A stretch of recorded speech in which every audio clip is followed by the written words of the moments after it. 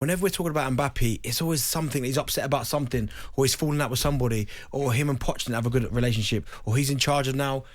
Players coming in, the managers. Yeah. There's all this kind of nonsense. Then he's unhappy. He was unhappy last year. Wanted to go to Real Madrid on the free in the January. That didn't happen. Now he's back. He's signed this bumper contract. Now again, he's not Didn't happy. Real Madrid offer like 198 million? Yeah, they turned it down. They're something fraud about that. Yeah. There's something weird about that. You'd take him at Arsenal over Jesus right now. No, I like what Jesus is doing. Like, I'm not saying Mbappe is not a better player, because he is. But if you could swap now, click fingers, boom. Hold on, let me do it again. No.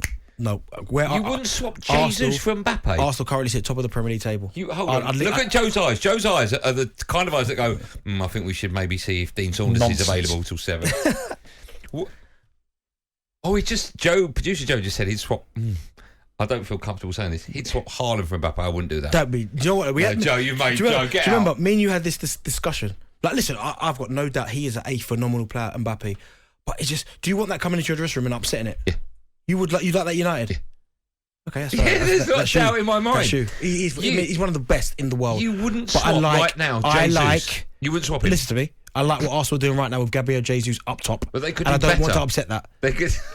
I don't want to upset that. Why do you turn into a school teacher when you I don't want to upset that? He is one of the best in the world. You'd swap Jesus for Mbappe? Most probably. Would you? Most probably. Oh, right, okay. So but I like what Arsenal do. Do you not think he comes with a lot of baggage? Yeah, but it's worth it, isn't it? You're talking about one of the best players on the planet, yeah. Pogba comes with a lot of baggage, doesn't he? Yeah, but look how that worked out. I know, but I wasn't a fan of his, but everyone was telling me, we'd have him in fit in Man City, fit in Chelsea. And I'm like, well, he comes with baggage. But my point is, look. I know, it's all I'm Manchester United in a better place. Yes, I think so. Since you got rid of him. But if Messi came with baggage, I'd take Messi. That's ridiculous, because you're now talking about arguably the greatest player ever. Well, Mbappe's one of the greatest players on the planet at the moment. Not ever. If Haaland came with baggage, I would take him. Yeah, but there's no, and you know what? He's a superstar without being a superstar. Does that make sense to you? Who? Haaland. Yeah, he comes with all the numbers, the goals. He is a superstar. Yeah. But he hasn't got that kind of superstar demeanour. Just okay. Listen, we're talking about Mbappe because that was the breaking news, and then we've linked it to Liverpool because he's been linked to Liverpool a couple of times. And they're in trouble at the moment. Luis Diaz is now out to December. You've got players like Matip and Trent, they're out for a few weeks as well. Yeah. They've got some interesting games coming. They've got Rangers this week, and then they've got the weekend a massive game against, I think it's Man City, isn't it? They're playing. What's happening to Liverpool at the moment?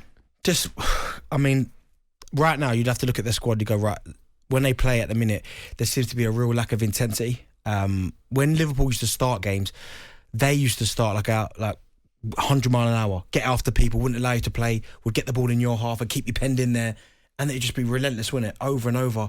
Now, whether some of the players have got a little bit complacent because of how well they've been doing, like they almost feel like maybe it's a God-given right that it's them in Manchester City, because I think even we've spoke about it at the start of this season, and I'm pretty sure everyone is saying that when we go 1 and 2, everyone just goes, City and Liverpool. Yeah.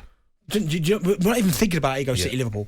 So maybe a little bit of complacency, but listen, Mane was a big loss, and I was having a look because I was interested to see, because you look at Liverpool's front three, that's synonymous was Firmino, Salah and Mane, and when them three played together, they played 105 league games together, they scored 144 goals.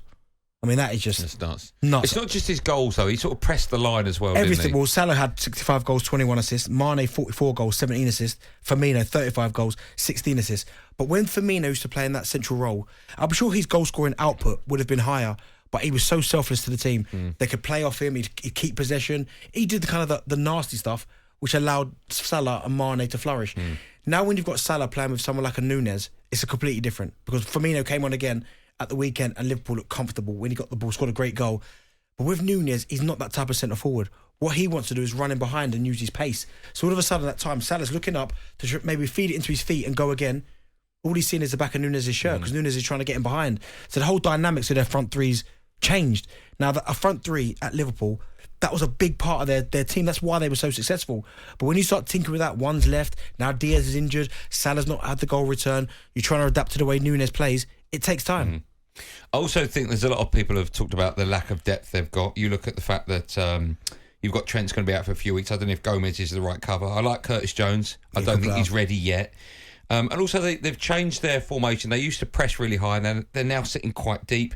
I love Thiago. I think he's a fantastic player. I don't know if he can play in a 1. I don't know if that necessarily, when they're playing 4-2-3-1. Well, it's like the legs, isn't it, around Liverpool. They haven't got the legs. But that's the thing. Their intensity was what scared the life out of everybody. Wijnaldum, right?